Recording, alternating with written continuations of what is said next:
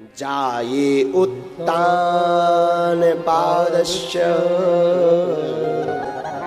सुनीति सुरुचिस्तयो सुरुचि प्रेयसी पत्युतरा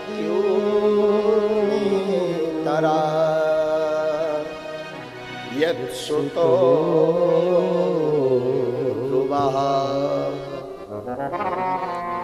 सुंदर वर्णन किया। मनु महाराज के दो बेटा हैं, एक का नाम है प्रियव्रत, एक का नाम है उत्तानपाद। उत्तानपाद नाम के जो राजा हैं उनकी दो पत्नियां हैं, एक का नाम है सुरुचि, एक का नाम है सुनीति। सुरुचि छोटी है, सुनीति नाम की पत्नी बड़ी है। परंतु राजा छोटी वाली पत्नी से बड़ा प्रेम करते हैं। और देखो, ये उत्तानपाद और कोई नहीं, हम आप सभी उत्तानपाद हैं। उत ऊर्ध्व पादौ यस्य सा उत्तानपादः। जिसके पैर उल्टे हों उसे उत्तानपाद कहते हैं। और हम आप सभी मां के गर्भ में उल्टे ही रहते हैं, इसलिए हम आप ही उत्तानपाद हैं। लेकिन इनके दो पत्नियां हैं, एक का नाम सुरुचि है, दूसरी का नाम सुनीति है। तो हमारे आपके भी दो बुद्धि होती है, एक अच्छी बुद्धि, एक बुरी बुद्धि। सुरुचि का मतलब होता जो अपनी रुचि अनुसार चले, मनानुसार चले। और सुनीति का मतलब होता है जो शास्त्र की नीति के साथ में चले। और आजकल महाराज धर्म भी अपने अपने हिसाब का हो गया, आदमी अपने अपने हिसाब से ही धर्म को मान ले। एक बार हमें एक व्यक्ति मिला तो हमने कहा, भाई पीते क्यों हो, है ड्रिंक क्यों करते हो? बोले महाराज क्या दिक्कत है, आप फलाहार करते हैं? हमने कहा करते। बोले उन्हीं फलों का तो रस है, ले ओ। हमने कहा धन्य है, जय हो। हमने कहा जय हो। अब वो थोड़ी देर में बोलता है कि एक दूसरे से बोलता, बोले क्यों भाई जुखाम हुआ है, पीने से जुखाम मिट जाएगा क्या? जुखाम हुआ, एक पौआ पी ले तो जुखाम मिट जाएगा क्या? दूसरे ने बड़ा सुंदर जवाब दिया, बोले गारंटी है। बोले क्यों? बोले हमारे एक मित्र का पूरा धन संपत्ति मिट गया, ये तो जुखाम है, पी के देख मिट जाएगा। हाँ, आदमी बड़े विचित्र होते हैं, अपने अपने हिसाब का तर्क प्रकट कर लेते हैं, अपने अपने अनुसार तर्क बना लेते हैं। कहना ही क्या है, तर्क ही तो लगाना है, तो अपने अपने हिसाब का। ऐसे ही एक बार दो महात्मा जुड़े।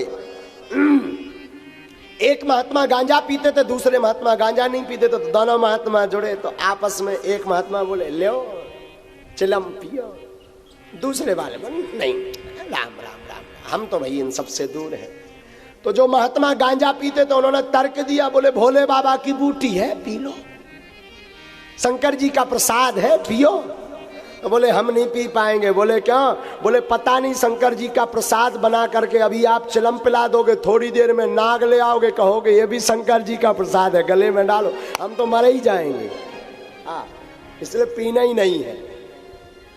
तो लोग अपने अपने अनुसार भगवान धर्म को बनाते हैं, अपने अपने मतानुसार धर्म की परिभाषा करते हैं अपने सुख के लिए। पर ध्यान रखिए, धर्म अपने मतानुसार ना बनाए, धर्म पर चलने का रास्ता वेद शास्त्र गुरु की वाणी है, इनको सुनकर के ही जीवन में चलिएगा, वरना घाटा खाएंगे। तो भागवत में आया, जाये उत्तान पादस्य सुनीति सुरुचिस्तयो सुरुचि प्रेयसी पत्नी नेतरा यत्सुतो ध्रुवः। उत्तानपाद की दो पत्नियां, एक सुरुचि एक सुनीति। दोनों पत्नियां हैं, पर छोटी पत्नी से उत्तानपाद बड़ा प्रेम करते हैं। जो बड़ी पत्नी है सुनीति, उनके एक पुत्र है जिनका नाम है ध्रुव। उनका नाम ध्रुव जी है। एक दिन ध्रुव जी गेंद खेलते खेलते पिताजी के महल में पहुंच गए। ध्रुव जी की मां दूसरे महल में रहती हैं और राजा उत्तानपाद दूसरे महल में रहते। तो ध्रुव जी खेलते खेलते अपने पिता के भवन में पहुंच गए। अब पिता के भवन में पहुंचे तो पिता की गोद में जाकर के बैठ गए। पिता की गोद में बैठे तो सौतेली मां ने देख लिया, तुरंत ध्रुव जी का हाथ पकड़ करके उठा दिया। हाथ पकड़ करके केवल उठाया नहीं, सौतेली मां ने खूब डांट लगाई। ध्रुव, तुझे अपने पिता की गोद में बैठने का इतना ही शौक है ना, तो तू मेरी कोख से जन्म लेता, तब तू पिता की गोद में बैठने का अधिकारी था। नन्हा सा बालक ध्रुव रोने लगा। 5 वर्ष का बालक रोने लगा। ध्रुव जी रोने लगे और सौतेली मां ने खूब डांट लगाई और आवेश में आकर के सुरुचि ने बोल दिया, अब भी तेरे मन में अगर चाह है कि हम अपने पिता की गोद में बैठे, तो एक काम कर, पहले भगवान की भक्ति कर, भगवान को प्रसन्न कर, और भगवान वरदान मांगने के लिए कहें तो कहना, हे भगवान हमें सुरुचि मां की कोख से जन्म दो। आहा, यहां सुरुचि भावावेश में अपनी कोख को भगवान के वरदान से बड़ा बता गई। ध्यान दीजिएगा, भावावेश में आकर के, क्रोध में आकर के कोई बड़ा निर्णय नहीं लेना चाहिए। क्रोध में कोई निर्णय मत लो। क्रोध में निर्णय लोगे तो घाटा खाओगे। कोई भी निर्णय लो तो जीवन में शांति पूर्वक लो। और सुरुचि ने जहां ध्रुव जी को डांटा और कहा कि अगर तुझे पिता की गोद में बैठने का इतना ही मन में उल्लास है, एक काम कर, मेरी कोख से जन्म ले, भगवान का भजन कर। ध्रुव जी रोते हुए घर आ गए मां के पास में। मां के पास आए तो मां को जैसे ही देखा तो ध्रुव जी रोने लगे। कंठ भर आया, कोई शब्द नहीं निकल रहे ध्रुव जी के। मां ने पूछा, क्या हुआ बेटा? ध्रुव जी कोई जवाब नहीं देते। इतने में जो सहपाठी थे, साथ में गए हुए मित्र, उन्होंने पूरा बाकिया बता दिया कि जो सौतेली मां है उसने डांटा है, ऐसा ऐसा कहा। महाराज सुनिए सुनीति की वार्ता। सुनीति मां बुद्धि की कितनी प्रबल है। तत्क्षण बोली, अरे बेटा ध्रुव, तू बड़ा भाग्यशाली है जो तुझे ऐसी सौतेली मां मिली। ध्रुव जी सोचने लगे कि मैं भाग्यशाली कैसे हुआ। अरे बेटा, जो रास्ता मैं तुझे आज तक नहीं बता पाई, तेरी सौतेली मां ने बता दिया। ध्रुव जी हाथ जोड़कर बोले, मां कौन सा रास्ता? बोले, बेटा देख, तेरी मां ने कितनी बड़ी बात बोली, सौतेली मां ने, कि तू भगवान का भजन कर। सत्य तो यही है कि भगवान का भजन ही सार है, बाकी सब बेकार है। आहा, बेटा इसलिए तू भगवान का भजन कर। ध्रुव जी कहते, मां ये भगवान कहां रहते? ये भगवान कहां रहते हैं? बेटा भगवान तो सब जगह रहते हैं। ठाकुर जी सब जगह रहते हैं। वो तो हरि व्यापक सर्वत्र समाना, कण कण में भगवान का वास है। फिर मां भगवान यहां नहीं मिल सकते? नहीं बेटा, भगवान की साधना करनी पड़ती है। मां कहां साधना करूं? बेटा भगवान की साधना करनी तो बन जाओ एकांत में, ताकि मन बुद्धि और चित्त परमात्मा के पाद कमलों में लगा रहे। एकांत में भजन करने का मतलब है मन बुद्धि और चित्त तीनों परमात्मा में लगा रहे। कई लोग हमसे पूछते, बोले महाराज घर में नहीं भजन हो सकता? हमने कहा हो तो सकता है, पर पता चले कि तुम बैठे माला करने, इतने में घर बारी गाली बकने लगे। अब हो गई माला, इतने में छोटे छोटे तुम्हारे बाल बच्चे आपस में लड़ने लगे, तो अब माला कहां पुसाएगी? बच्चों के ऊपर चित्त जाएगा। हाँ जी या ना जी? इसलिए भगवान की भक्ति एकांत में करो। और कब करो? प्रभु की भक्ति तब करो जब कोई दिखे ना, सब श्रोता पर जाएं, तब ठाकुर जी की भक्ति करो। जब केवल भगवान हो और भगवान के पास हम हो, ठाकुर जी हो, ठाकुर जी की याद हो, और तीसरा कोई हो ना। ध्रुव जी कहते माँ मैं भी परमात्मा को पाने जाऊंगा। ठीक बेटा जाओ। और नन्हा सा 5 वर्ष का बालक महाराज अब भगवान को पाने चला, जिसे ये भी पता नहीं भगवान होते क्या। किसी ने प्रश्न किया कि महाराज भगवान मिलते कब हैं? तो एक जनों ने बड़ा सुंदर जवाब दिया, बोले भगवान तो चाहे जब मिलने को तैयार है, भगवान उम्र नहीं देखते। अगर भगवान उम्र देखते होते तो प्रहलाद जी को, ध्रुव जी को नहीं मिलते। अच्छा भगवान रूप देखते होंगे, सुंदरता, शायद सुंदर आदमियों को मिलते होंगे। बोले नहीं, अगर भगवान सुंदरता देखते होते तो कुब्जा तो 3 जगह से टेढ़ी थी, उसे कहां से मिलते? भगवान पढ़ाई लिखाई देखते होंगे, कोई विद्वान होगा उसे ही भगवान मिलते।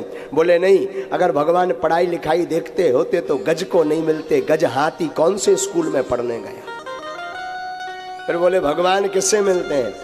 भाव खाहूं मैं और भाव ही एक सारे हैं। भाव से जो मुझको भजे, स्वभाव से बेड़ा पार है। भगवान तो भाव से मिलते हैं, भगवान उम्र से नहीं मिलते। ठाकुर जी हमारे उम्र से कृपा नहीं करते, ठाकुर जी हमारे जाति से कृपा नहीं करते, ठाकुर जी धन वैभव देख करके कृपा नहीं करते। ठाकुर जी तो प्रेम देख करके कृपा करते हैं। क्या देखकर? प्रेम देखकर। महाराज ध्रुव जी चले, मां को प्रणाम किया और प्रभु को पाने के लिए ध्रुव जी चले। और जैसे ही ध्रुव जी ने चलना प्रारंभ किया तो ध्रुव जी के पिताजी उत्तानपाद को पता चला कि हमारा बेटा भगवान का भजन करने वन में जा रहे हैं। तो उत्तानपाद ने खबर भेजी, अरे बेटा वापस आ जाओ, हम तुम्हें अपना आधा राजपाट दे देंगे। मंत्रियों ने आकर के बताया, ध्रुव जी आपके पिताजी ने खबर भेजी है कि आप वापस आ जाओ। पिताजी का कहना हम आधा राजपाट दे देंगे। ध्रुव जी ने सोचा कि अभी तो गए नहीं, भगवान को पाया नहीं, आधा राजपाट मिल रहा, जरूर भगवान की भक्ति कोई बड़ा काम है, उसमें बड़ा फायदा है। ध्रुव जी फिर भी नहीं रुके और बढ़ दिए और आगे गए। तो पिताजी को खबर लगी कि ध्रुव जी वापस नहीं आ रहे, तो पुनः खबर भेजी, बेटा वापस आ जाओ, परंतु और पूरे साम्राज्य का राजपाट ले लो, पूरा देश के राजा बन जाओ, परंतु वापस लौट आओ। लेकिन ध्रुव जी नहीं लौटे। ध्रुव जी भगवान की भक्ति करने चले गए और जैसे ही गए तो रास्ते में श्री नारद जी महाराज का मिलना हुआ। देखिए जीवन में एक बात सदैव स्मरण में रखें, बिना गुरु के ज्ञान नहीं होता। जब तक गुरु कृपा नहीं होगी, गुरु जी तुम पर दया करेंगे नहीं, तब तक आपके जीवन में गोविंद का मिलना मुश्किल है। एक गुरु ऐसे हैं जो माधव से मिलाते हैं, लेकिन आजकल गुरु जी भी खतरनाक हो रहे हैं और चेला भी खतरनाक। हाँ, एक ऐसे गुरु जी हते, उनकी आदत थी चरण दबाने की। अच्छा, कोई चरण दबाए वो सो जाते थे, उनकी आदत थी कोई चरण दबाए वो सो जाते थे। लेकिन बड़ी बात यह कि कोई चरण दबाए वो सो जाए और जब चेला देखे कि गुरु जी सो गए सो वो चरण छोड़े सो फिर जग जाए। ऐसे ही एक बार एक गुरु जी के चक्कर में एक चेला फंस गया, तो लगो चरण दबावे। गुरु जी पूछे, अच्छा भाई बताओ कितने भाई हो? उसने कहा 4। और गुरु जी जवाब सुन ही नहीं पाए, पहले ही सो गए। चेला बहुत देर तक दबाता रहा, हाथ पांव दर्द करने लगे तो चेला उठा, और जैसे ही उठा तो गुरुजी फिर उठे, बोले अच्छा अच्छा हाँ सुनो, अच्छा बताओ तो कितने भाई हो? चेला बोला कि बता तो चुके, फिर भी पूछ रहे, बोले गुरुजी 4 भाई हैं। और जब तक चेला 4 भाई बता पाता तो गुरुजी फिर सो गए। चेला बड़ा हैरान, 2-3 घंटे उसने फिर चरणों को दबाया, चरण चापे 2-3 घंटे, और गुरुजी उठने का नाम ही नहीं ले, और ये भी जवाब ना दे कि बेटा जाओ सो जाओ। 2-3 घंटे फिर हुए तो चेला ने सोचा अब तो गुरुजी सो गए, अब नहीं उठेंगे। वो जैसे ही उसने चरण छोड़े सो फिर गुरुजी जग गए।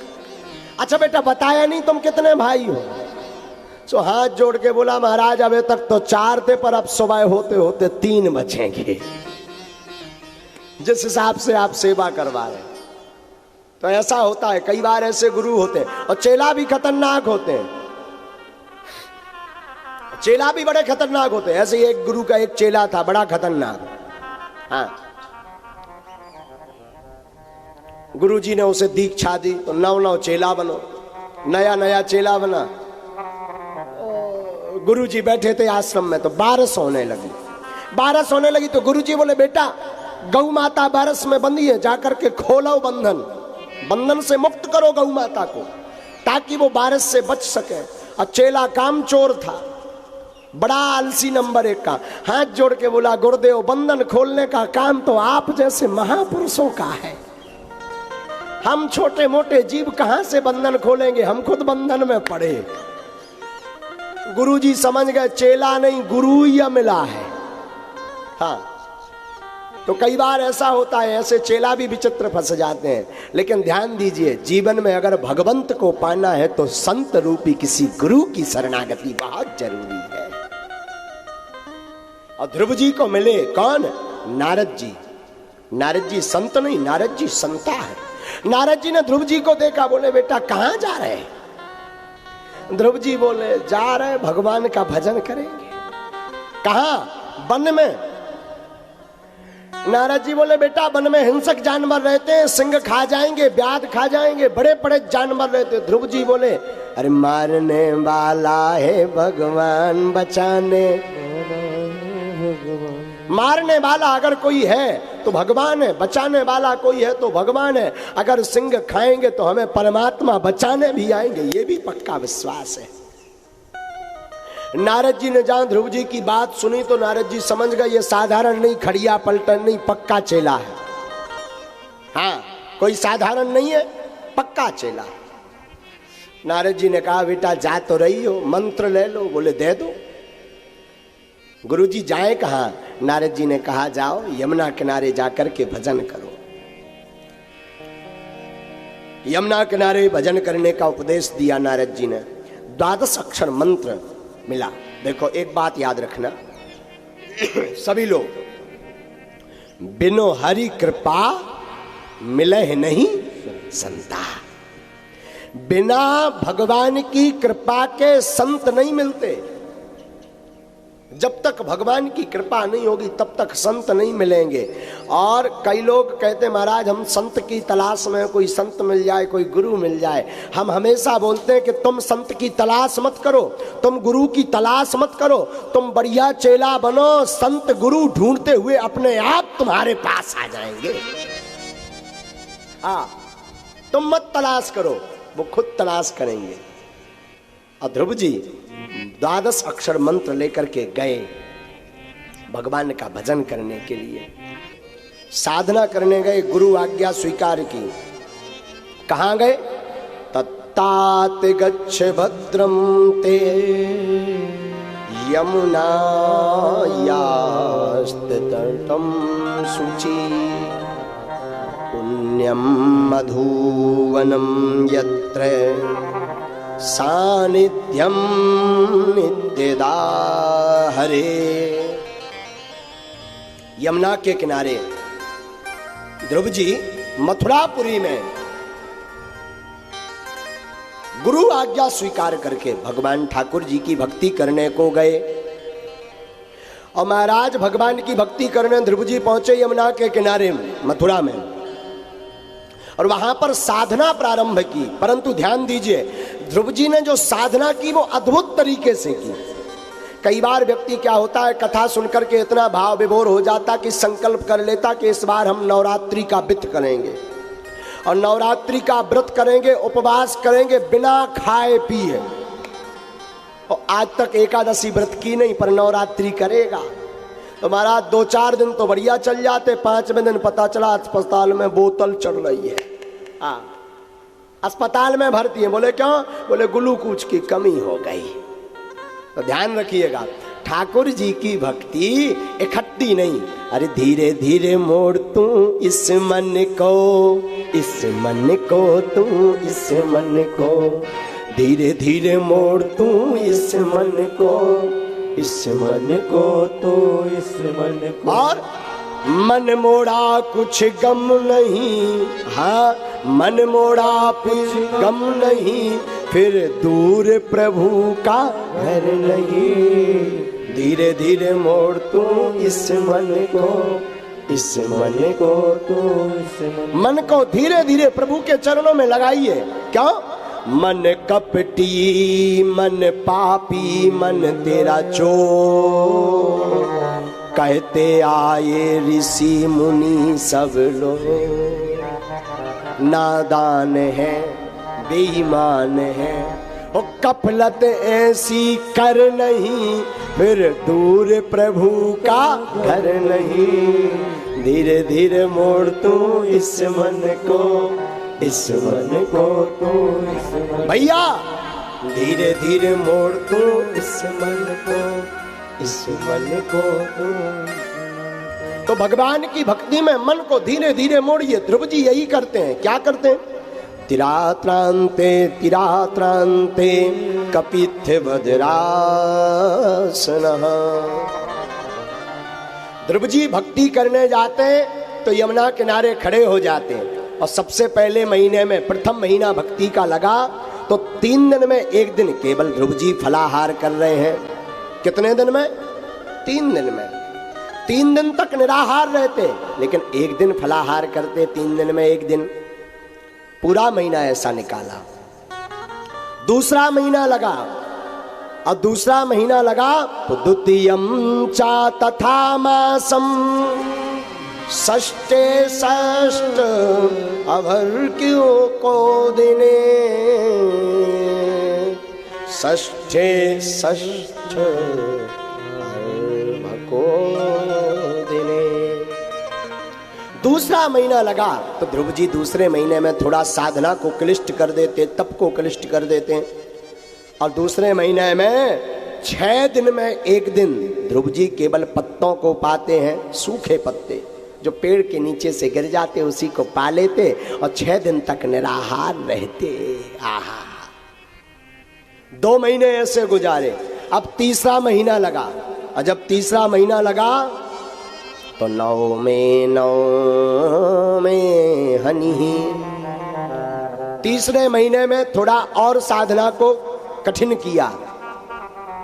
अब 9 दिन में 1 दिन ध्रुव जी 1 दिन केवल और केवल यमुना जी का जल पीते हैं। 9 दिन में 1 दिन, बाकी 9 दिन कुछ नहीं लेते। तीसरा महीना ऐसे गुजारा किया। अब चौथा महीना लगा तो चतुर्मफी वै मासम द्वादशे हनि। अब चौथा महीना लगा तो और कठिन कर दी तपस्या। ध्रुव जी चौथे महीने में 12 दिन में 1 बार, केवल 12 दिन में 1 बार वायु का आहार करते, 1 बार श्वास लेते और 12 दिन तक श्वास नहीं लेते। इतना कठोर तप कर दिया। 4 माह ऐसे बीते, 5वां माह लगा तो 5वें माह में वो वायु लेना भी बंद कर दिया। 12 दिन में 1 बार भी बंद कर दिया और अंगूठे के बल खड़े हो गए, पैर के अंगूठे के बल। और ध्रुव जी महाराज अखंड ब्रह्म की साधना में लीन हो गए। महाराज वायु को रोका तो देवताओं की भी श्वास रुकने लगी। देवता ब्रह्मा जी के पास गए, बोले महाराज आजकल ऑक्सीजन की कमी नजर आ रही है। ब्रह्मा जी बोले क्यों? बोले श्वास लेने में दिक्कत है, ऑक्सीजन पल्स हमारी गिर रही बार बार, क्या कारण है?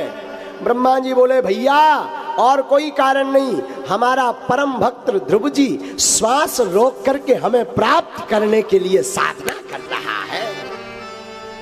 तो तुरंत बोले सारे देवता हाथ जोड़कर बोले महाराज अगर 2-4 साल बाद जाना हो तो आज ही चले जाओ।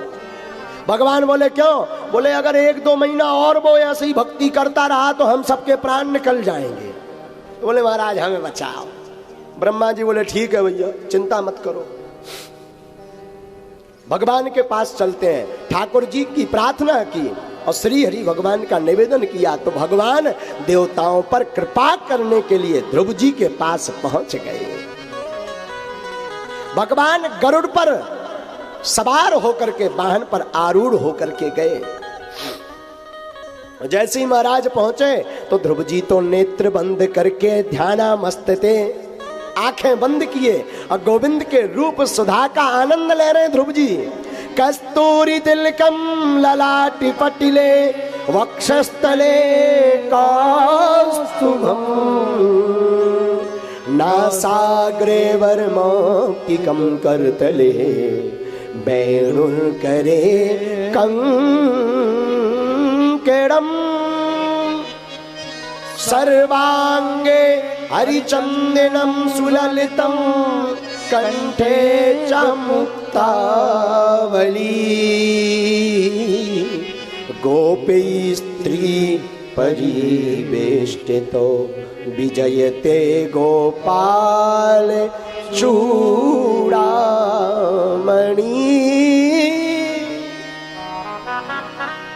दिव्य साधना में मस्त हैं ध्रुव जी, भगवान के रूप सुधा को ग्रहण कर रहे। भगवान ने जगाया ध्रुव जी उठो, उठिए, पर कौन सुनने वाला है? ध्रुव जी तो मस्त है, मधुर स्वरूप है भगवान का। कैसा है स्वरूप? बरदंत की पंगत कुंद कली अधराधर पल्लव खोलन की चपला चमके घन बीज जगे छवि मोतन माल अमोलन की घुंघराली लटे लटके मुख ऊपर कुंडल लोल कपोलन की न्योछावर प्राण करूं कृष्णा बलिजाम लला के बोलन की बलि जाऊं लला के बोलन की। भगवान का सुंदर स्वरूप और ध्रुव जी रूप रस सुधा को चख रहे। भगवान समझ गए ये ऐसे नहीं जगेंगे, तो भगवान ने क्या किया? जो भीतर चित्र आंखों के सामने ध्रुव जी के मन में प्रकट हुआ था उसे खींच लिया, और जहां खींचा तो ध्रुव जी तड़पड़ाने लगे, चटपटाने लगे। आंख खोली और जैसे ही नेत्र ध्रुव जी ने खोले तो जो अंदर दर्शन हो रहे थे वही साक्षात दर्शन सामने खड़े हुए ठाकुर जी के हो गए। आहा, भगवान आ गए। ध्रुव जी बड़े प्रसन्न भये, लेकिन मन में ध्रुव जी सोचने लगे माता जी ने कहा था भगवान की भक्ति करना, पर ये तो बताया नहीं था कि जब भगवान प्रसन्न हो जाएंगे तब करना क्या है। ना तो पूजा आती ना मंत्र आता, भगवान समझ गए। भक्त की तो भगवान ही समझते हैं। तो भगवान ने अपना शंख लिया और ध्रुव जी के कपोलों से लगा दिया, और जहां कपोलों से लगाया तो ध्रुव जी अनपढ़ थे, परंतु शंख के स्पर्श से वेद वेदांग निष्ठ हो गए ध्रुव जी। और बड़ा सुंदर श्लोक है, मूकम करोति वाचालम पंगुलंघ्य यते गिरिम इत कृपहा तम हम वंदे परमानंद माधवम।